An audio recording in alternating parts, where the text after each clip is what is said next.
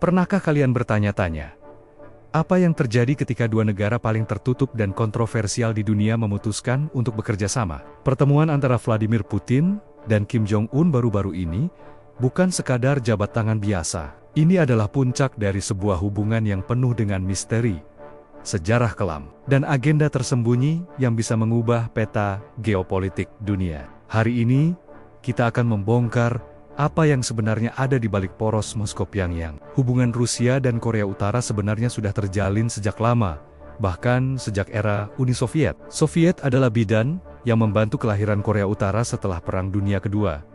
Mereka memberikan dukungan militer, ekonomi, dan ideologis yang sangat besar.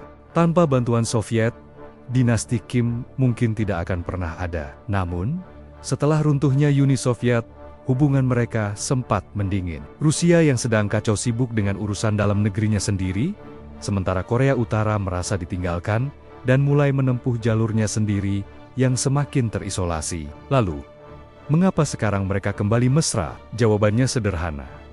Mereka saling membutuhkan. Rusia, yang saat ini sedang menghadapi sanksi berat dan tekanan internasional akibat konflik di Ukraina, sangat butuh pasokan amunisi dan senjata. Dan tebak siapa yang punya stok persenjataan era Soviet dalam jumlah masif? Tentu saja, Korea Utara. Gudang-gudang senjata Korea Utara yang penuh dengan peluru artileri dan roket adalah harta karun bagi mesin perang Rusia.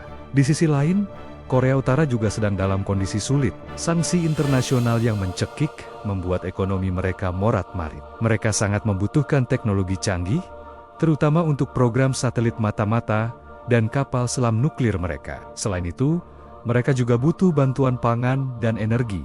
Rusia, dengan sumber daya alamnya yang melimpah dan kemajuan teknologinya, adalah mitra yang sempurna untuk memenuhi semua kebutuhan itu. Ini adalah simbiosis mutualisme antara dua negara yang sama-sama dikucilkan oleh dunia barat.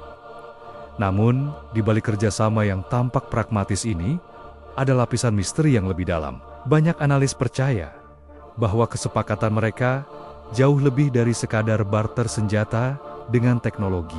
Ada kemungkinan Rusia secara diam-diam membantu Korea Utara menyempurnakan program nuklirnya sebagai cara untuk menciptakan pengalih perhatian strategis bagi Amerika Serikat dan sekutunya di Asia Timur.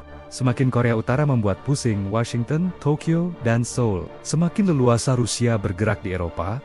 Ini adalah permainan catur geopolitik yang sangat berbahaya. Pertemuan Putin dan Kim di Kosmodrom Vostokny, sebuah pusat peluncuran antariksa canggih milik Rusia, bukanlah pilihan lokasi yang kebetulan.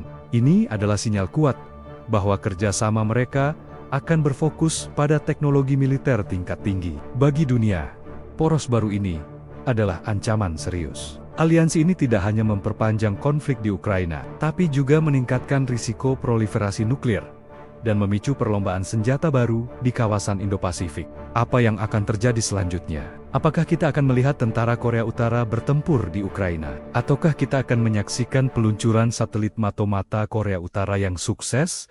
Berkat teknologi Rusia, tidak ada yang tahu pasti. Satu hal yang jelas, dunia sedang menyaksikan lahirnya sebuah aliansi yang dibangun di atas fondasi anti-barat, kebutuhan bersama, dan sejarah panjang sebagai negara paria. Poros Moskow-Pyongyang mungkin adalah salah satu perkembangan geopolitik paling signifikan dan mengkhawatirkan di abad ke-21.